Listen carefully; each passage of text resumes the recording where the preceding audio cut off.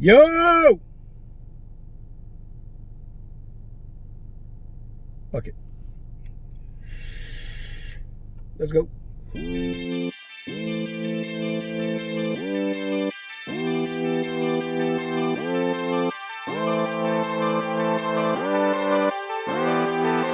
So there hasn't been a whole lot of news this past week. But there are a couple things we can talk about. Uber just had their earnings report. They lost another $1 billion again. You know, I get into discussions with people that talk about how Uber is so cash rich, but they're so paper poor. You know, last time I heard, attitude is a reflection of leadership. And maybe Dara, you know what? Let's go to the next segment with Dara. So I'm watching a video the other day where Dara's in this interview. And you know, they all do interviews, all these big time wannabe CEOs with these companies that are either struggling or emerging. And I've noticed before, and then I noticed again. You know, Dara's got a history. Did you know Dara came from a silver spoon family? And they escaped Iran when they were already rich. And then he came here, was able to get into the best schools.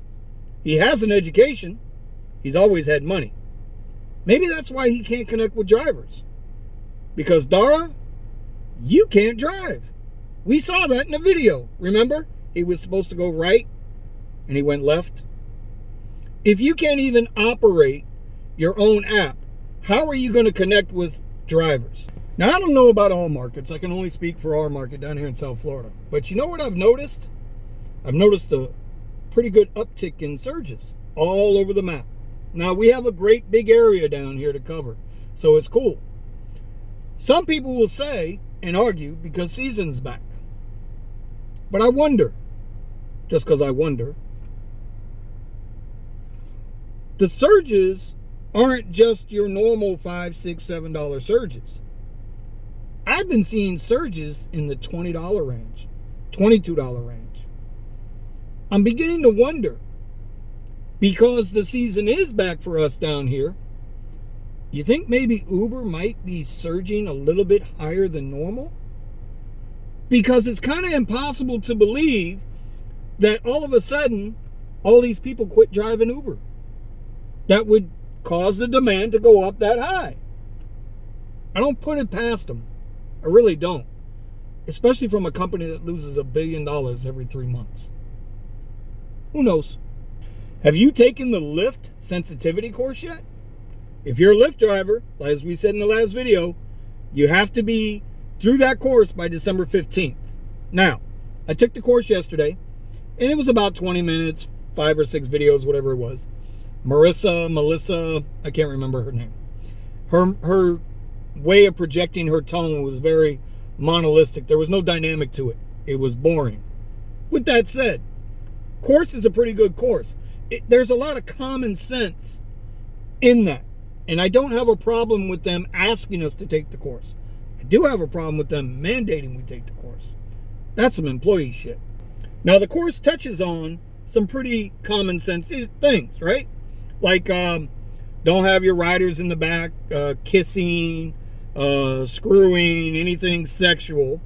Don't come on to your riders. Don't ask your riders out. And that kind of stuff, which is understandable. Don't engage in political conversations.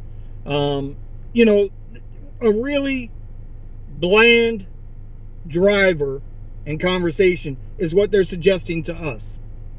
Now, for the riders, they tell us, listen, if they start touching you, they start making advances to you that you're not comfortable with, they tell you, pull over to a safe spot, cancel the ride, ask the riders to leave. Problem with that is riders don't have to go through the same course. They're not held to the same standard that we're held to. If they report that we're drunk, erratic driving, seemed sleepy, car was dirty, whatever the issue is that they can come up with, we're automatically deactivated for a period of time until they can review. I don't know. To me, it's common sense shit. And if you're a professional driver, if you can call 70 cents a mile professional, then kind of use common sense so you won't have these issues. And last but not least, I called it in my last video. I told y'all my Miami Dolphins were going to get their first win against the New York Jets. Gary V, sorry, bruh. I even lit you up on Twitter. But that's okay. I like where the team is headed. And I'm really starting to have a different mindset. I know we want Tua, but you know what? Omar Kelly from the Sun Sentinel. You can follow him on Twitter at Omar Kelly. I'll list it here. He made a good point. I'd rather build an O-line so we don't get the damn quarterback killed. Anyway, we're in Indianapolis this week. They lost their quarterback. I say the Finns get their second win in a row. See y'all next week.